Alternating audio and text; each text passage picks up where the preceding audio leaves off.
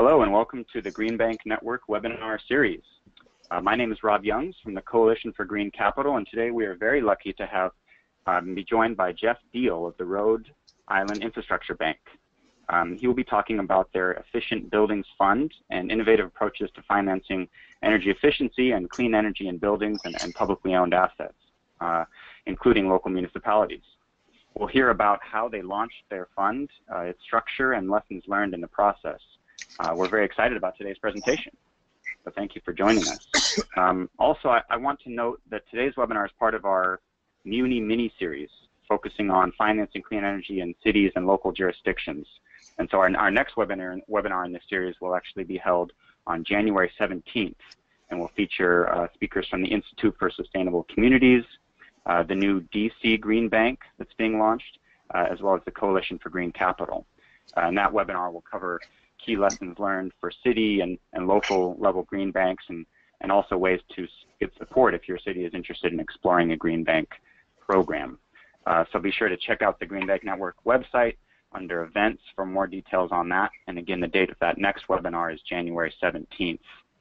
And today, so before we kick off today's webinar, I'll just do a bit of quick housekeeping. So all attendees are in listen-only mode, but we are very interested in having your questions, and we'll have time for questions at the end. So please, throughout the presentation, type any and all questions into the question window in your GoToWebinar interface.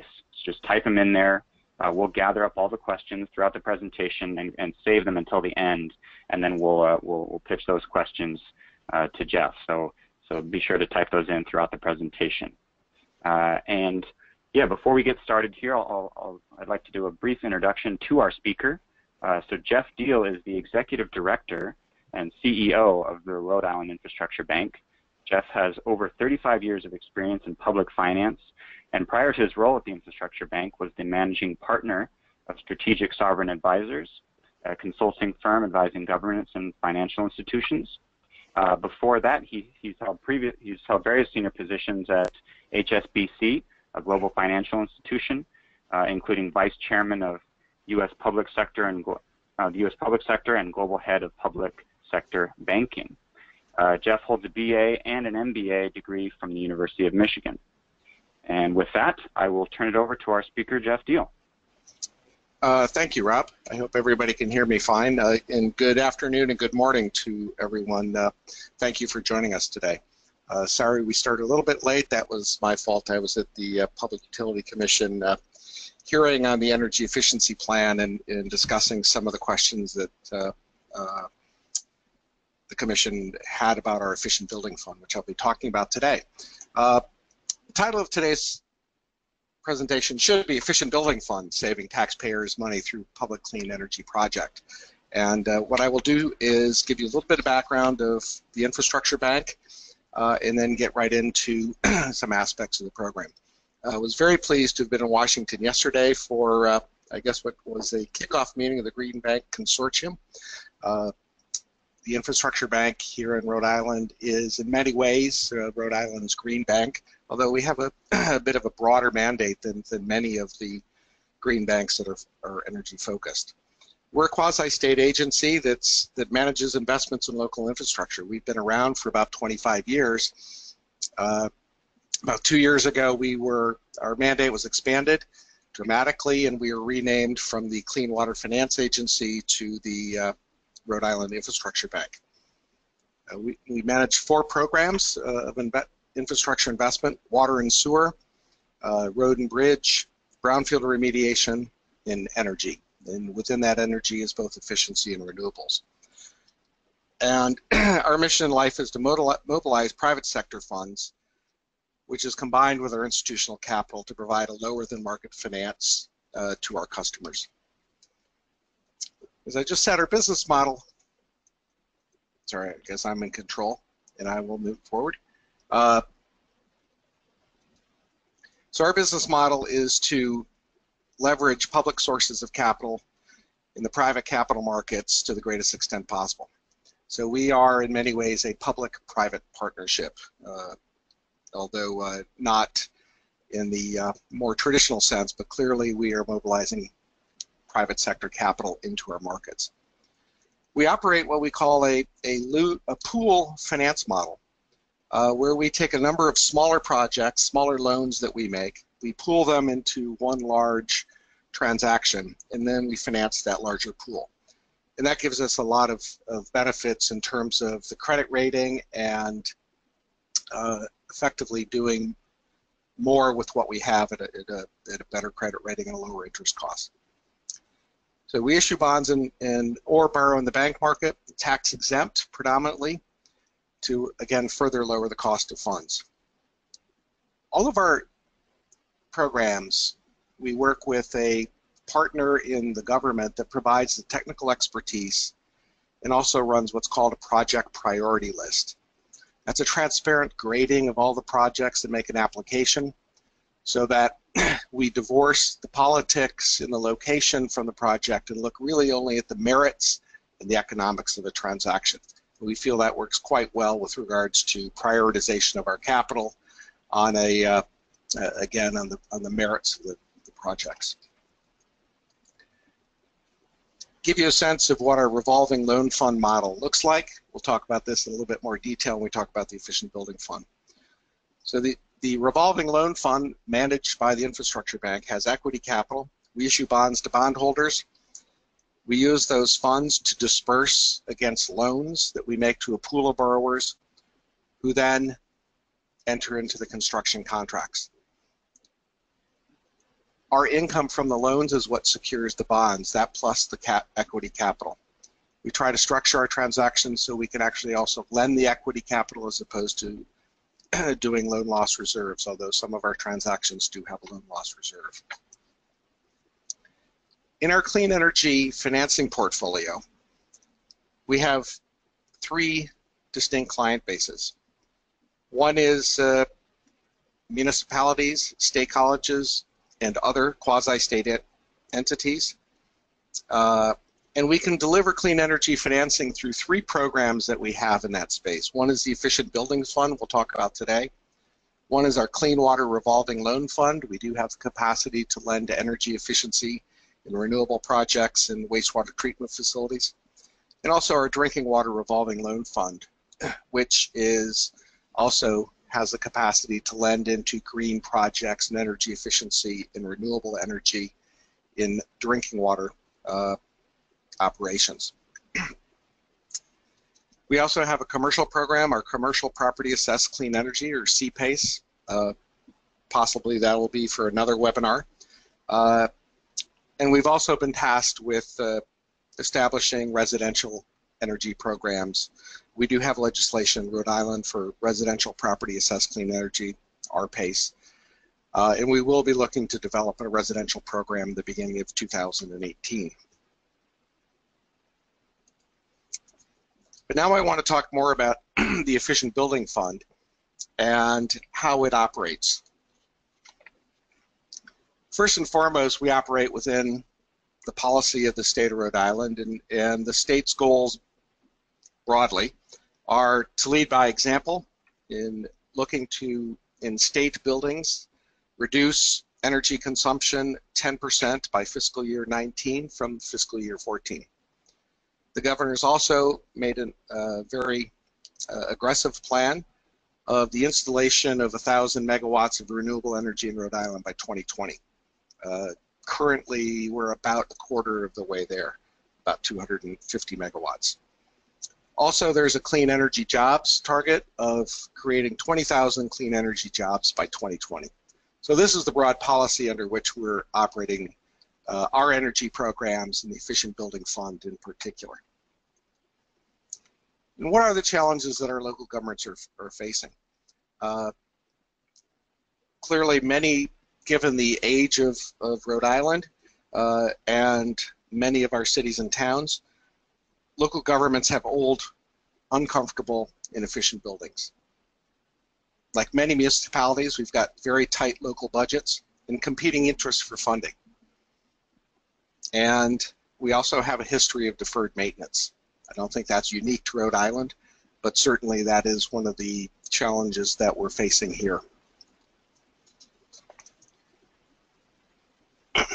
So what is the Efficient Building Fund? The Efficient Building Fund is a financing program for municipalities, school districts, quasi-state entities, and public colleges. Really everything in the public sector away from the state itself, that converts what was once a capital expenditure into a cash flow positive investment that lowers operating costs, improves comforts in buildings, and saves taxpayers money. And this money that is saved can then be reinvested into other investments at the municipal level, such as safety and education or other infrastructure. And that's a key component of how we structure the transactions and why we think it makes a lot of sense. I'll give Connecticut Green Bank credit for this slide. We did borrow it from them. But I think it also provides a very clear picture of the clear energy financing approach. And that is taking a traditional energy bill, making investments in energy upgrades, which significantly lowers that bill and creates a savings when you look at both the new use of energy as well as the cost of that investment.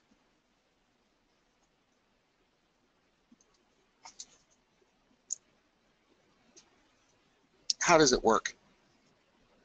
As I said before, municipalities, school districts, and quasi-state entities and public colleges have access to it.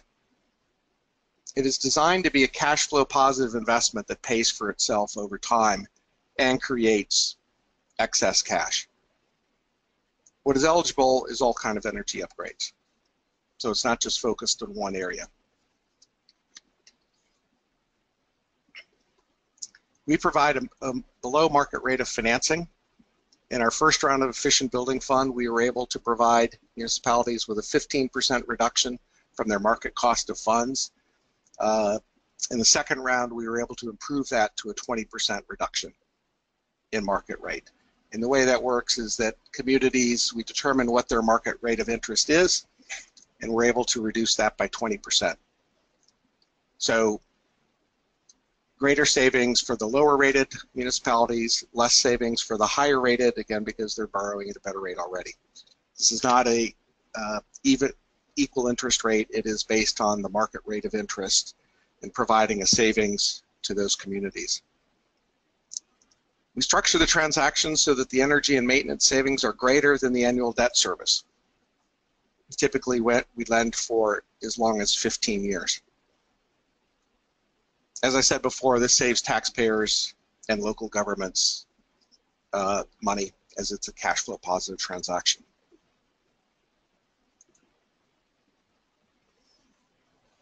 I talked about the project priority list, but how are applications prioritized for the financing? We have a target to achieve a reduction in baseline energy use that's greater than 20%. And on average, the projects that we have financed have been significantly greater than that.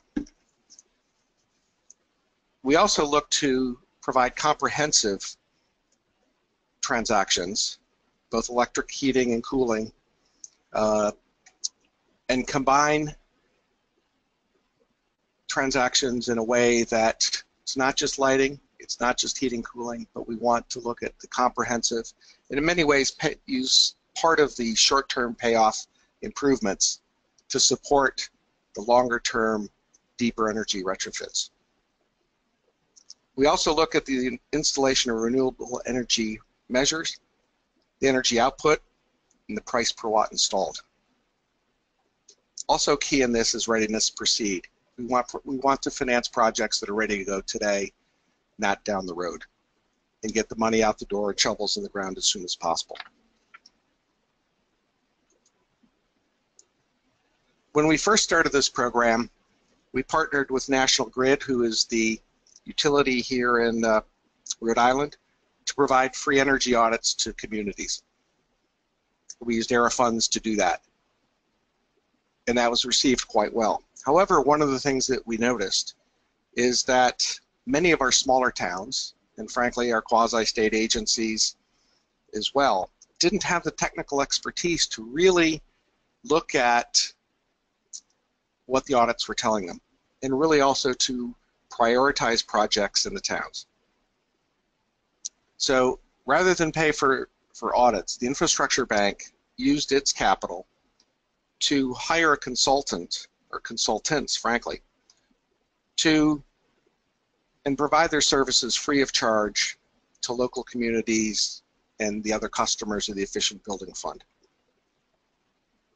This service would help them to prioritize investments, take a look at all of their not only building stock but other operations within the town, and help them analyze what projects should be done first, what the audits really meant, and how they could be saving money over time.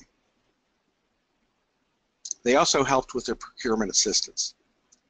So we've gone one step further than just providing finance to these transactions. We've also provided non-agenda or agenda-free technical advice to communities to help them make better decisions.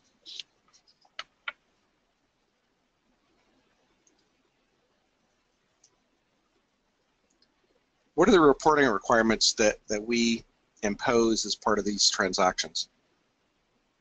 We have municipality-wide strategic energy management plan and energy use reduction goals. Again, this is something that our consultant can help towns produce and better understand. We have an energy use and baseline information for 5 years post the project completion.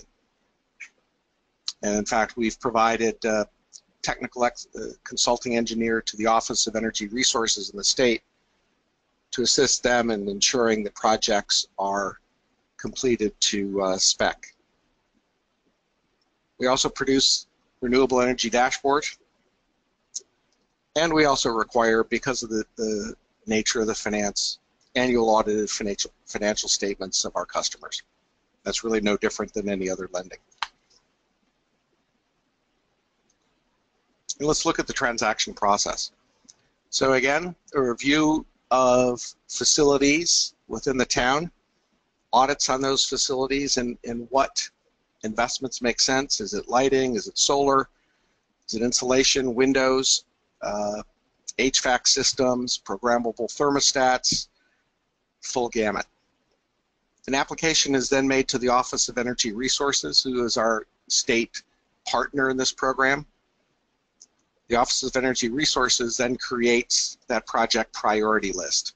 That project priority list is based on certain criteria which are transparent and provides a grade in a ranking versus other projects.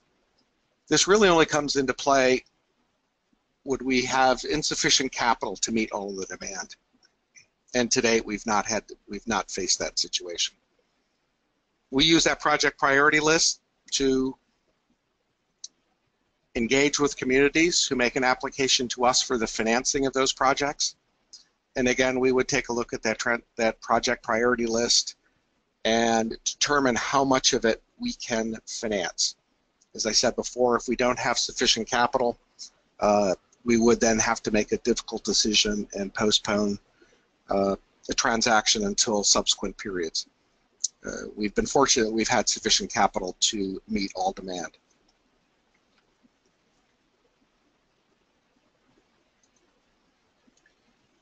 What is the structure? This is, again, similar to what we saw before with some color. The equity capital that the Efficient Building Fund has comes from two sources. One is from an allocation from the state of regional greenhouse gas initiative proceeds, and that capital can support both renewable energy and energy efficiency investments. We also receive system benefit charge funds or system benefit funds. Those funds, under legislation here in the state of Rhode Island, can only support energy efficiency projects. So we have to be very careful as to how we allocate our capital and towards the projects that come in. This capital helps us to, that in the pooling of transactions, helps us to borrow funds. To date, we've done 2 bank transactions. We're looking to build a critical mass in our portfolio to enable us to go to the tax-exempt bond market, which we anticipate doing in the early part of next year. We take the funds from both our capital and the proceeds of our financing, and we then make loans to the borrowers and set up a construction fund. We disperse against those loans as the projects proceed, and the Office of Energy Resources, using one of the consultants that we've hired, ensures that those disbursements are against eligible expenditures.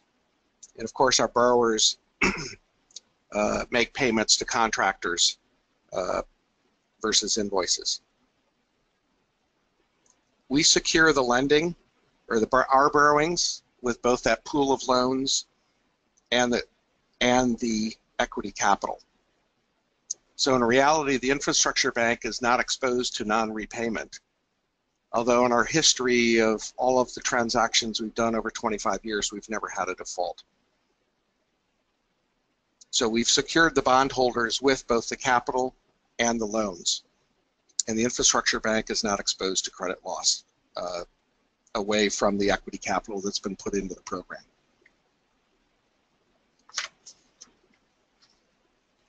To date, we've done 2 rounds.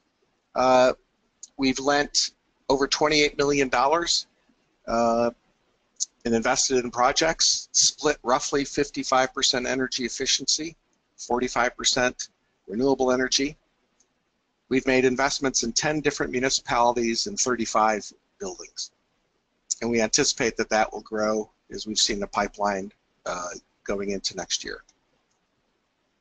Based on our investment, we believe that we've either created or supported close to 500 jobs, both direct and indirect.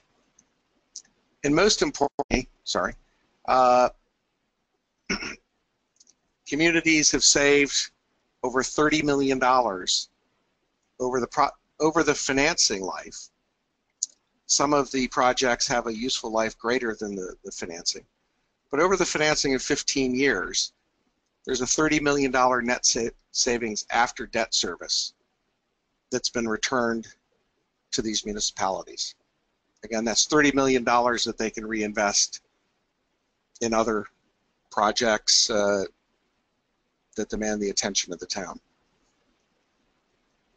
We've reduced greenhouse gases equivalent to 26 million miles driven by the average passenger car per year. So fairly significant reduction in greenhouse gases as a result of these programs. And the energy itself that's been saved, it's been equivalent to the consumption of 1,200 Rhode Island homes. And again, one of the things that it's important to note is that the cost of energy in Rhode Island, I believe, is the second highest in the state. We are at the tail end of the production cycle. We do not produce a lot of energy here and are at the whims of the market.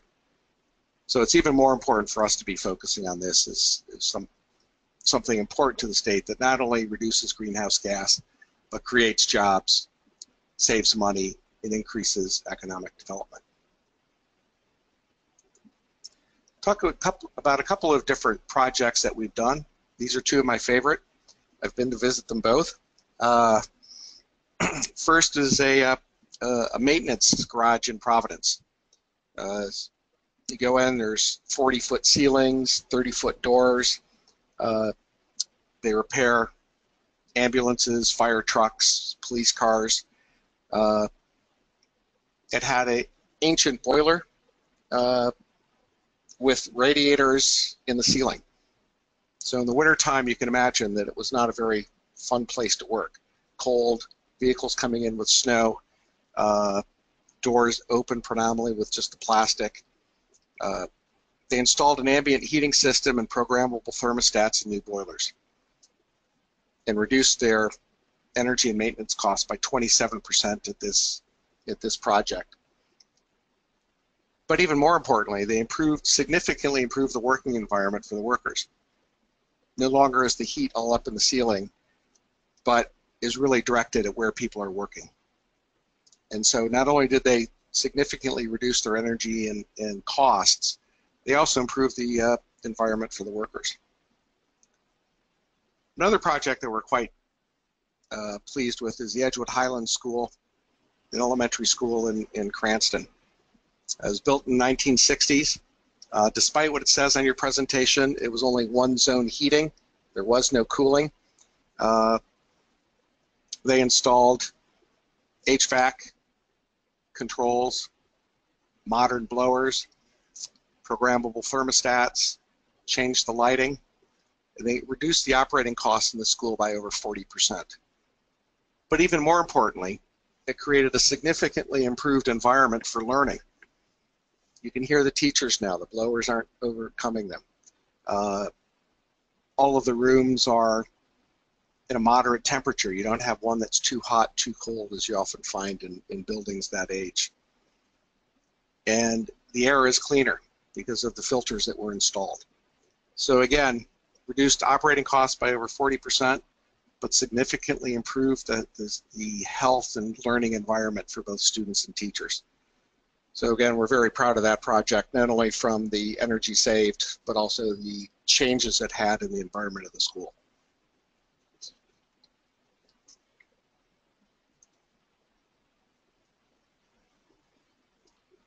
What were some of the lessons that we learned as we've made our way through this program that's really only about a year old?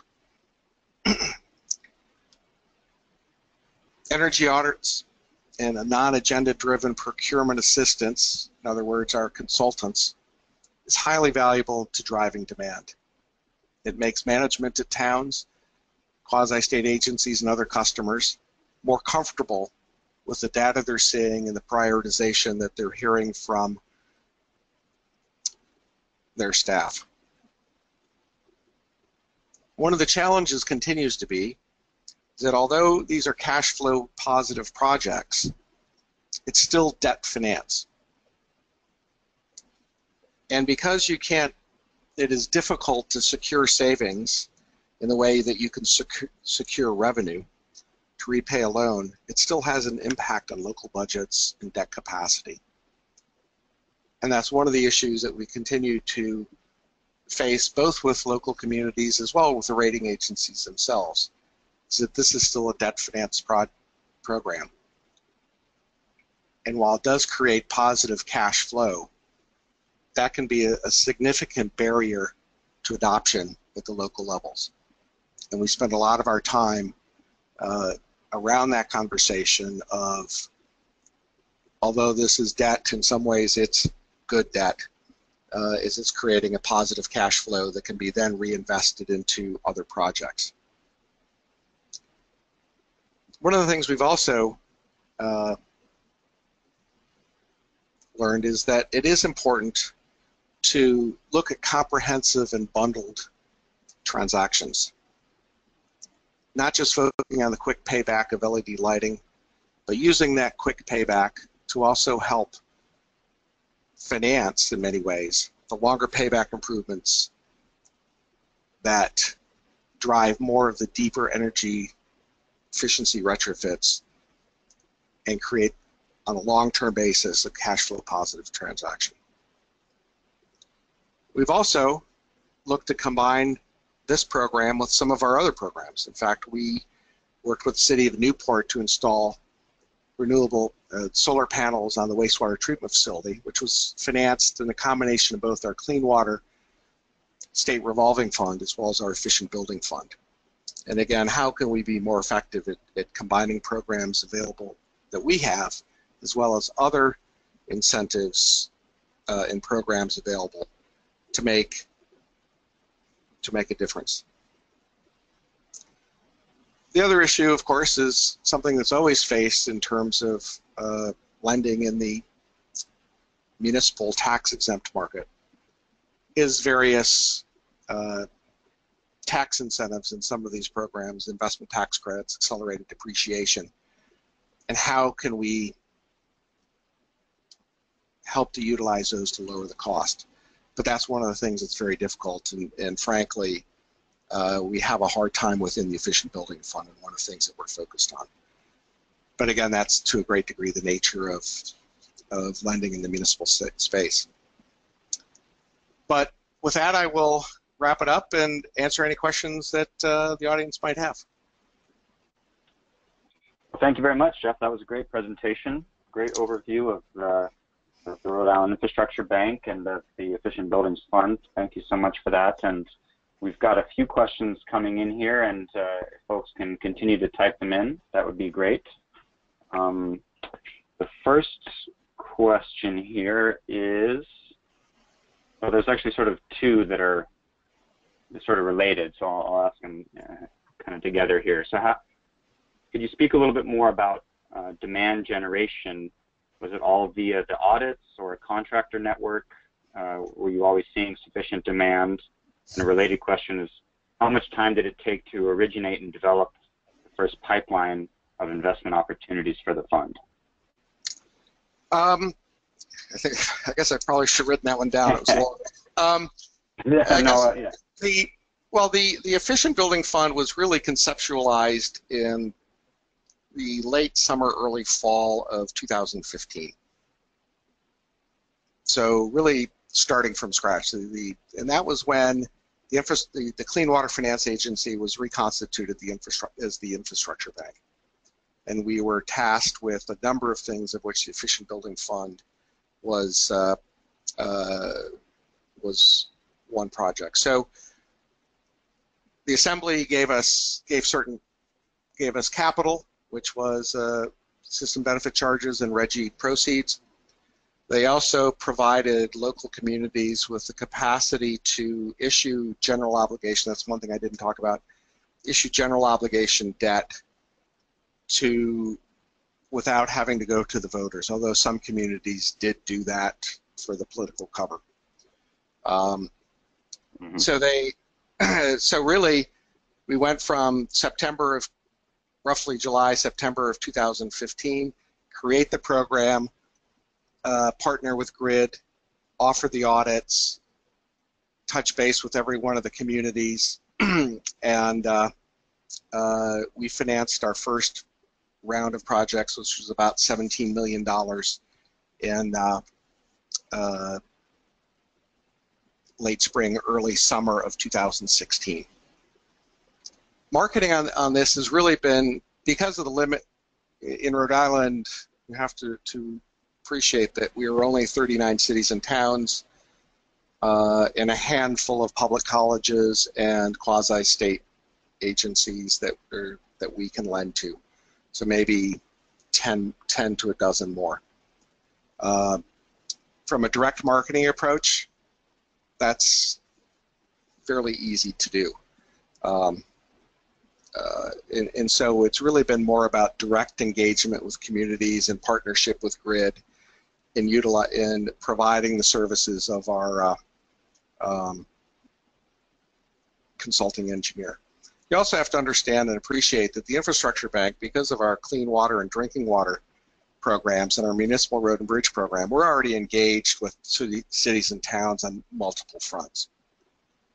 So it really is about engagement with cities and towns, the Department of Public Works, but we've also been undergoing with the Office of Energy Resources a frequent marketing to both town councils and town managers, as well as meeting with the mayors of the larger cities to pitch this program. Got it. Sorry, I think I answered the first part of it. I'm not sure I answered the second part. No, that was, yeah, I think that did answer the question, just kind of getting at, where the demand was coming from, but it sounds like based on the kind of the small community and the network of folks involved there, you've already had the existing relationships and working closely with the utilities and with your contacts at the local municipalities. It was, yeah, that all makes sense to me. That's great. And yeah, we've got another question. Well, I think you sort of answered this, but the involvement of the utility, was that basically, so they had sort of a mandate to do a certain number of energy audits, and therefore they were kind of partnered up with you on this, or what was the process of kind of getting the utility on board and working with them? Well, in Rhode Island, again, we do have a little bit of a unique situation. We've got effectively one utility. That's National Grid. They've got a monopoly position in the state. And They are prohibited from profiting from the actual electricity and gas sales. They make their money on the transmission and distribution. They're also tasked with administering the system benefit charge and energy efficiency program within the state. And so they have capital to drive energy efficiency programs. And so part of that is through the energy audits. And so it makes sense for them to partner with us. They're better, they've got the customers, they've got the contacts, we do as well in the municipal space, but we're more effective at mobilizing capital.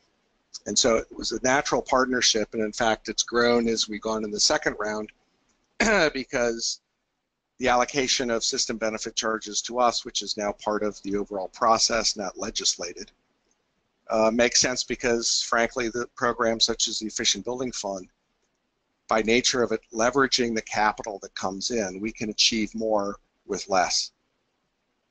And we can help the energy efficiency program of National Grid better meet its targets.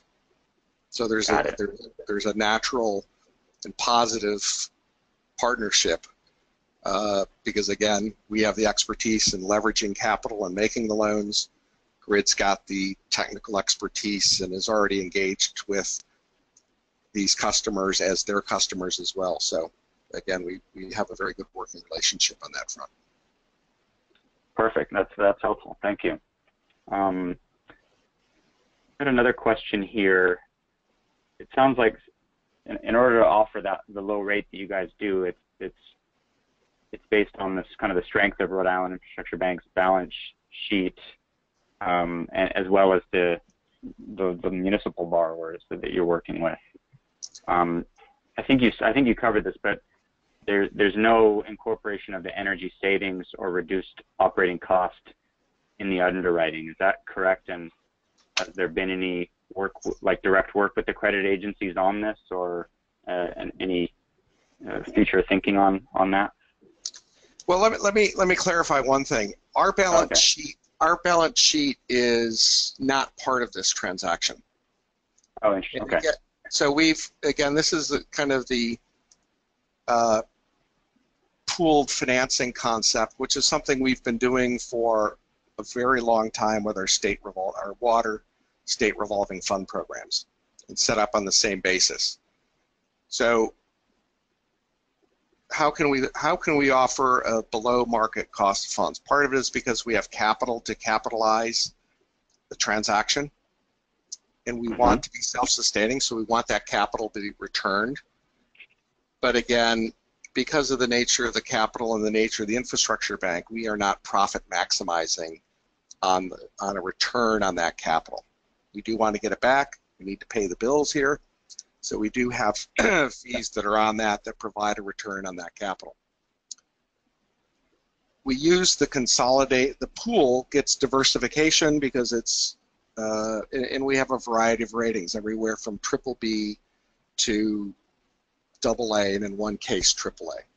And so we're able to take that pool and the coverage ratios of the interest coming in to drive a transaction that is in the AAA to high AA range. And so in some ways, the whole is greater than the parts. The sum is greater than the parts. So we have capital that helps from the rating agency point of view. We have borrower diversification that gives us a better credit rating in the coverage, but we also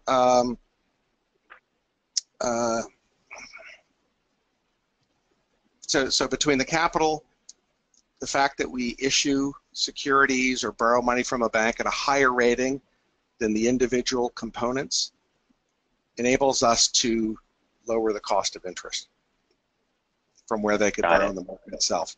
Plus, we're taking many small transactions, $1 million, $2 million, $3 million, and making it a part of a bigger transaction. So the fixed cost of financing some of the legal fees, the credit rating agencies are spread over, those fixed costs of going into the market to finance are spread over a larger transaction. So not only can we provide a lower interest cost, we can also provide a lower, effectively, fee cost than if each of these municipalities went out and financed that project on their own. So we're providing a level of scale. That makes sense. So it sounds like the pooling and the scale is really what, and the credit rating there associated is what helps get the borrowing at that low rate that can be passed on to the projects. In the presence of capital. Right. So we're hopeful that we can leverage the capital between 3 and 5 times. And again, is that the equity capital essentially from the REGI, from the kind of cap and trade funds and the system benefit charge funds? Exactly. Got it. And then the other part of that question was the underwriting along the savings or the reduced operating costs. But I think you covered that's at this current stage beyond the scope of the process. Well, that's really part of that. And we're looking at the credit. Yeah, I mean, one of the things that I didn't mention also is that in the first round we required general obligation bonds, and the Assembly made it easier for municipalities to issue that. So we're really, in the first round, we're lending against the GO credit of the municipalities. So that's pretty strong. Yeah. In the second round, we had, again, because it's difficult for cities to get on their ballots to do GO authority, but some don't have to. We accepted both the combination of GO debt as well as appropriation pledges. So we've tried to make it easier for cities and towns to participate so that it doesn't always have to be GO debt. The savings is really more so we're not really lending against the savings, but what I would have to say is part of participating in the program, you have to achieve a certain level of savings on the energy front. And so really coming into the program and to qualify for the program, you have to demonstrate that you're achieving at least a 20% savings versus baseline. And so that's just a requirement to make an application to the program. And so ensuring that there is a significant savings in energy is a requirement to get into the program. We're lending really against the credit quality of the entity itself, not against the project in particular. Okay, perfect. Yeah, that makes sense. I guess we've got another question that came in here. In the case of debt funding the municipalities, do you look at the municipalities' contribution towards the project cost, their own funds, or do you mandate a percentage of their own funds to be pooled in apart from your own debt funding? Well, these projects are 100% financed. Now, some of that funding for the project may come from incentives. So, sure. If there are incentive programs available, these projects would still qualify for those, and they would retain those, and those would reduce the amount of financing that we're providing. But these are 100% financed. So we're not looking really at what is the city or town or quasi-state agency or university contributing into the project themselves. We're looking at their overall capacity to repay.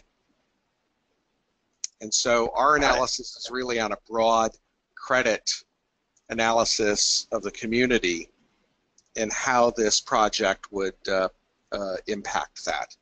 Obviously, it is, in the case of GO, general obligation in Rhode Island, that's a very strong pledge because we would have the capacity to intercept funds from the state to the municipality in the event of a default or a delinquency. That's the way that the general obligation bonds work here in the state. I think Rhode Island's got one of the strongest geo credits regulatory environment because of that. But again, we've also been willing to take appropriation pledges, which is again more dependent on budget. But so we're looking at the overall credit of the customer and their capacity to take this project on from a debt finance point of view. But we also clearly give them credit that this is going to generate X number of dollars a year in positive cash flow that not only pays for the debt, but also improves their finances overall. Perfect. Okay, yes, that makes sense. Great. We've got another question here around, I guess you mentioned sort of the challenges of monetizing some of the tax benefits for state-owned or municipal entities. I guess we've got a question here about third-party ownership and/or working with an ESCO model, owned by another party, or energy performance savings contracts. Is that something that you've looked at or that's been part of the process at all? Well, we view that really as an alternative source of financing that cities and towns can work on. Now, in our first efficient building fund application period, we received approximately $60 million worth of applications. 25 million of those didn't go forward, and in fact, some of that 25 million was done in round 2, and some will be done in round 3. 17 million was done away from us. Some was done out of cash flow from the community. Some was done through municipal lease. Some was done through National Grid's on-bill repayment program. So we saw 25 million not move forward. Much of that's going to be was done in the second round, third round, we think fourth round. Some 17 million was done by other sources, and 17 million was done by us. So again, we're not here to supplant private market financing for these projects. We're looking to complement what's currently available and fill a gap that may or may not be there. And what is the gap that we see that we fill? We're providing long-term, 15 years for this financing. That's not always available. In fact, one community did a transaction with a commercial bank that was roughly the same maturity. We can provide, again, because of the presence of capital in the pooling nature, lower fixed costs of doing the transaction, the capacity to provide finance at a lower market rate. If the project they're doing is conducive to a private sector entity that can take the tax advantages and pass part of that savings on to the community, that's great. We are exploring, is there a rationale for us to think about setting up our own PPA type vehicle that could operate within the efficient building fund. So we are looking at, is there a financing gap there that we may be able to fill that's not currently being filled by the private sector. Perfect. That makes sense. Yeah, thank you. We have a question here about, I guess, integrated energy design. So are you considering the economic benefits, improved energy efficiency, and carbon saving potentials that will be optimally achieved through integrated energy design, not only for the construction or replacement, but the overall operation of the life cycle of the building? I guess, are you familiar with this sort of an integrated building management concept? It sounds like you're open to all different kinds of technology interventions so long as the savings are met. So maybe you could speak to a little bit more to your criteria and some of the things you've seen. Yeah, I guess the easy answer to that question is yes. We are looking at all of that, and in fact, one of the things that we look for as well is ensuring that maintenance is incorporated into the financing and the plan. overall. So we don't just want to have somebody do something today and then leave it and not maintain it. So we are looking for, again, multi-measure, comprehensive views of how these projects are going to be done and maintained over life. We also have the capacity to do some limited but ancillary components of doing it. So, for example, if you need to reinforce the roof to put solar on it, that's an eligible expense for the program. So we are looking at ensuring that these are comprehensive programs, and we also want to do more, not less. Doesn't mean that municipality may make a decision to do something that's less than might be ideal. But again, that's part of what we're trying to do, is encourage comprehensiveness, both today as well as over the life of the transaction. Got it. Perfect. I hope I answered the question. Yeah, I hope so too. And you've got your info on there on the screen, so folks can follow I do want to say there is a typo on that page. It should be jdeal@riib.org. Good catch. Yeah. So Rhode Island Infrastructure Bank.org. I've just docked Mike Bear about $10 for that. Got it. Right. Okay. Well, perfect. Good. And we'll we can circulate that later. And I think we've got just time for one more question here. This early in the presentation, you mentioned loan loss reserves, and some loan loss reserves being required for some projects and not others. And they're just wondering, can you unpack that a little bit more and what that means in relation to this or some of the other projects you're working on? Again, that's not really on a project basis. That's on a program. Oh, This is really more about interaction with rating agencies. And one of the challenges we have found is that even though this is modeled on successful financings that we've done for 25 years in the state revolving fund space for the clean water and drinking water, and it's the same customers, the rating agencies still take comfort that there is a loan loss reserve.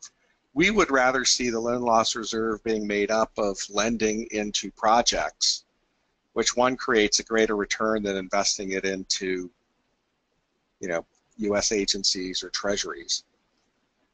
So it would help us on the coverage. Mm-hmm. But the rating agencies, because it's a new program, are still looking at whether or not they would require us to have a loan loss reserve for the program and for the pool. So we aren't requiring loan loss reserves or reserves on any individual project. We're financing 100% of those projects, which we're financing 100% of the investment. It's just in the overall structure of the transaction that we do in each of our pooled financings, we may have to start out with a smaller loan loss reserve. And frankly, anything greater than zero takes away from lending into the program. Over time, that loan loss reserve goes away, and you focus more on cash flow because there's more experience, more data. We would argue that we've already got the experience with these communities around our other programs. But again, that's part of the dialogue that's ongoing with rating agencies for our transactions, not the loans that we're making. For the infrastructure bank's efficient building fund market transaction. Got it. Okay, perfect. Yeah, that makes a lot of sense. Great. Well, I think that's all the questions we had. So, thank you so much, Jeff, for the great overview and the presentation. And folks can follow up with more questions. And just to let everybody know, this presentation was recorded and will be available on the Green Bank Network website under videos and webinars. And if you're interested in hearing more webinars like this or learning more about green banks and similar green bank-like institutions, please follow us on Twitter, and as well as sign up for the Green Bank Network Green Bank Network newsletter on our website. Lots of more coming up down the pike for 2018, so we're really excited and really want to give a big thanks to Jeff for taking the time here, and with that, we'll sign off. Thanks a lot. Well, Rob, I'd like to thank you and the Coalition for Green Capital for making this happen, and thank you all for joining us today. And as Rob said, if you have any questions, please feel free to contact me. Great. Thanks, everyone. Take care. Thank you.